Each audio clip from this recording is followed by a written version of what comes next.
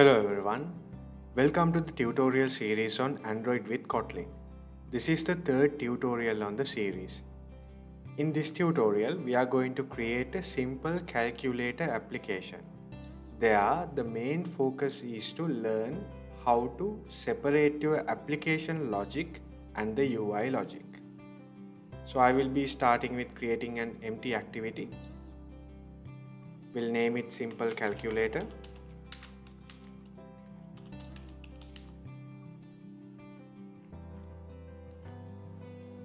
So I will be starting with the user interface. So I will have some space by minimizing the unwanted windows, then remove all the existing UI elements. Then I will add only the important components for this application. So I will start with adding two input fields which are going to be number fields, so that it will not allow the user to add anything other than the numbers. Then I will add another text view to display the output of these calculations.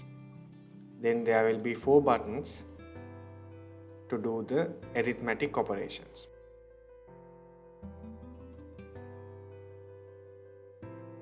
I will add the string resources that are needed for this application. So it will be a good practice if you can start with adding the string resources at the beginning of the project. So I will duplicate this available string resource several times and modify them to display the string values that we need.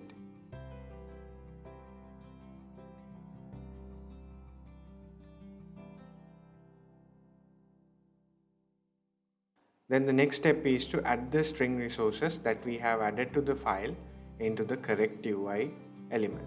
So we'll start with the text view. So we can set the default number as 0. Then for the text views also, I am going to give hints that will be again the default value.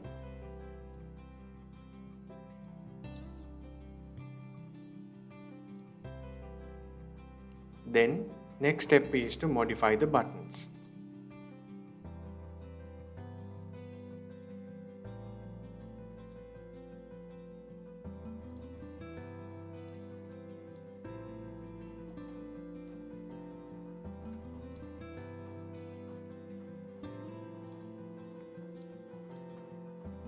Right, so as you can see, all the letters, all the words that we add to buttons are by default in capital letters. If you can remember from the first tutorial, the letters that we have added were displayed as capital letters.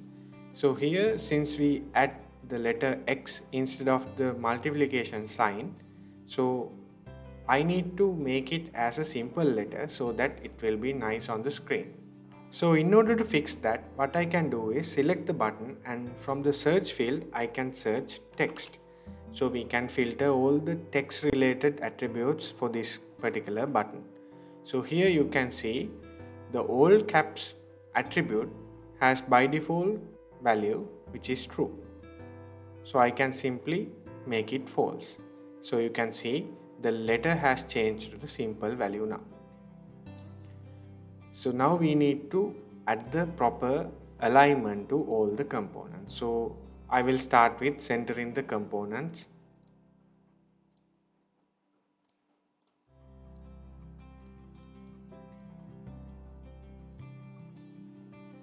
Then for the buttons, I will use a horizontal chain.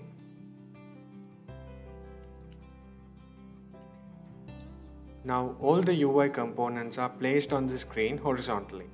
Now we need to work on the vertical direction. So starting with the buttons, I will select the 2 buttons by pressing the shift key. Then I will right click the second one and select align and select the top edges, so that this button will be adjusted according to the component of this one.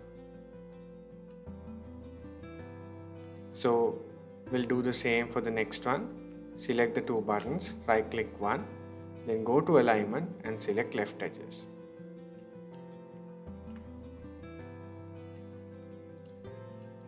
So for these two buttons, I will do the same. I will select the two components and right click it, select align and select the top pages. Now next step is to select all the components by pressing the shift key. So note that I am not selecting the two buttons here. I am only selecting one side of the buttons because it is already aligned with this particular button. Now right click this one and go to chains and select vertical chain.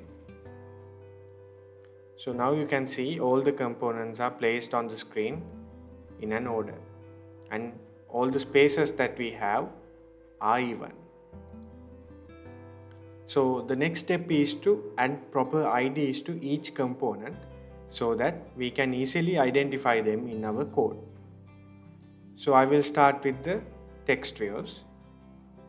So starting with the first edit text view, I will rename it to EDT number 1.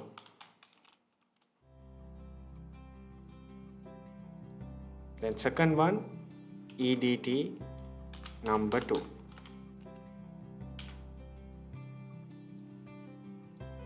So this one will be displaying our answer, so I will rename it to TV answer.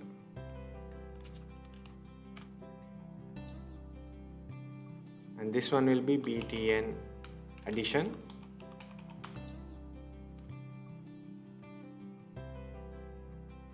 This one BTN subtraction.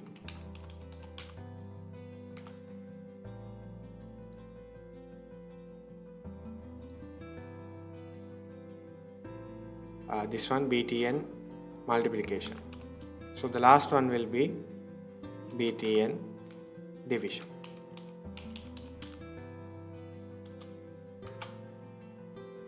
So now we have renamed all our IDs. So here you can see there are two errors. The reason is the edit text views that we have added here has an issue, which is the touch target size is too small. So the minimum size that you need to add to the width of this editable text is 48 dp. So we will fix the value by adding layout height of 48 dp to the layout height attribute.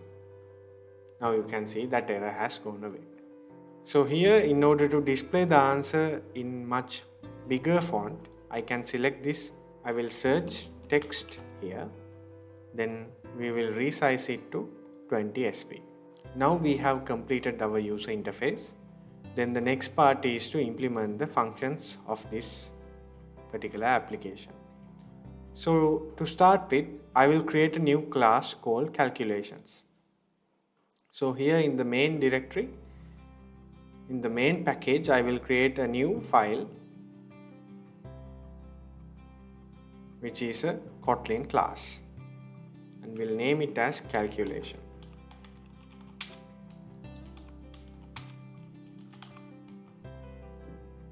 Then we'll accept two parameters.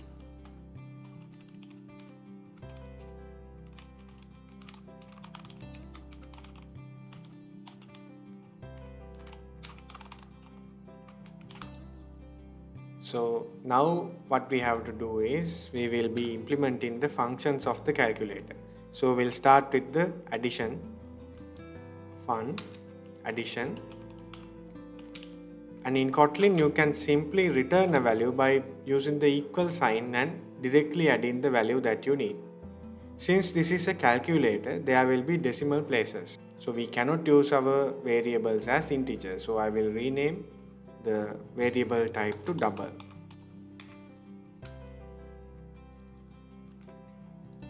Now I can simply add the number 1 and number 2 here.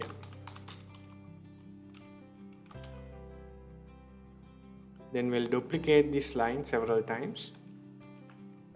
Then we'll rename the function names. So this one will be subtraction. This one will be multiplication. And the last one will be division. So all the functions are done now. So here I will change the arithmetic operation. to subtraction, this one will be multiplication, and last one will be division. So from the UI, we just have to call these functions in order to do the calculations. Now we will implement the UI logic in the main activity. So to start with, we need to initialize all the UI components in our Kotlin file. So we will start with our edit text views.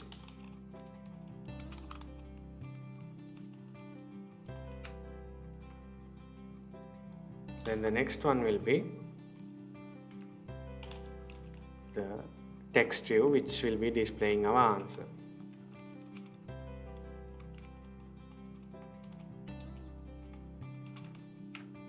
Then we will be initializing these components in the onCreate method.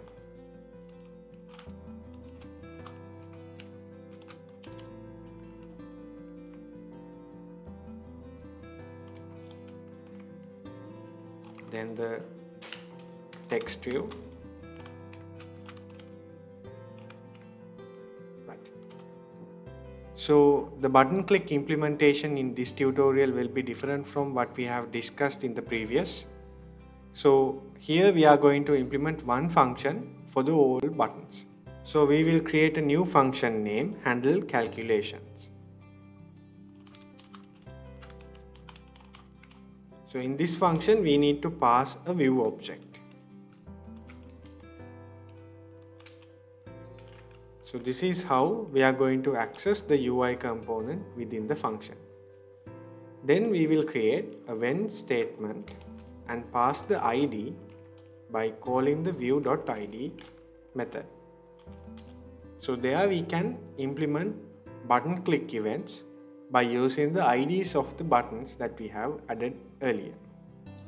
So starting with the first button r.id.btn addition, and if the user clicks that button, we have to call the calculator class. So we will be creating a new object called calculation.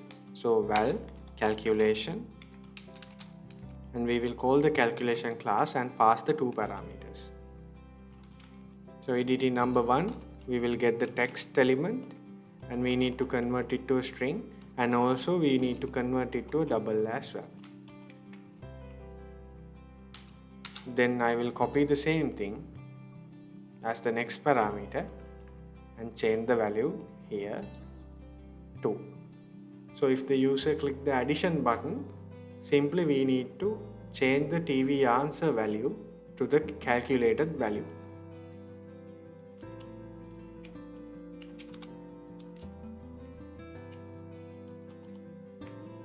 Then we'll duplicate this several times.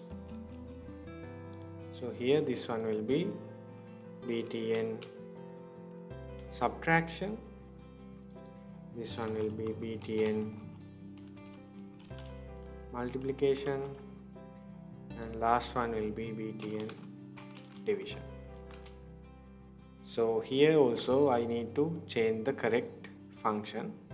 So we'll start with subtraction, second one will be multiplication, and lastly we will call the division button. So now all the functions are created correctly, but there's an issue with this code. The reason is, here if the user didn't enter any value, there will be a problem. So in order to make sure that the value has been entered by the user, we can add an if condition and check the string value whether it is empty or not. Or what you can do is simply you can add a default value to the text element of this screen.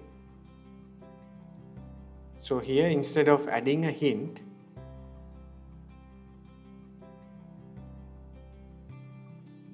we can simply add a text value as well.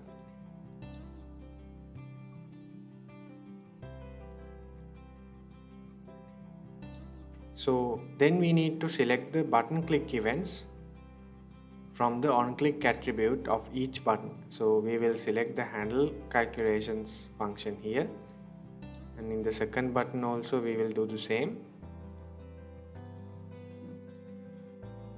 third button also we will set the on-click event to handle calculations. And lastly, we will do the same with the division button as well. Now this application is complete.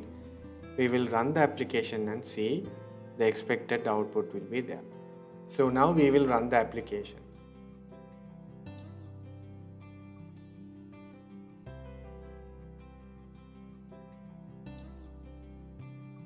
Now the application loaded successfully. So if I select any button, you can see there will be output. The reason is the default value is 0 here. So when you enter the value, you have to remove the 0 and add a value there. So we will add 8 and here the value will be 4. And you can see the addition is correctly outputted to the TV answer. So the subtraction is also working properly. Multiplication, division, everything works without any issue. Now let's add some odd value here. Then you can see when I click the division button, the decimal places are also properly displayed. So that concludes this tutorial. If you have any questions or feedback, please leave them in the comment section below. And don't forget to subscribe to my channel for more tutorials and updates on the Android development. Thank you for watching.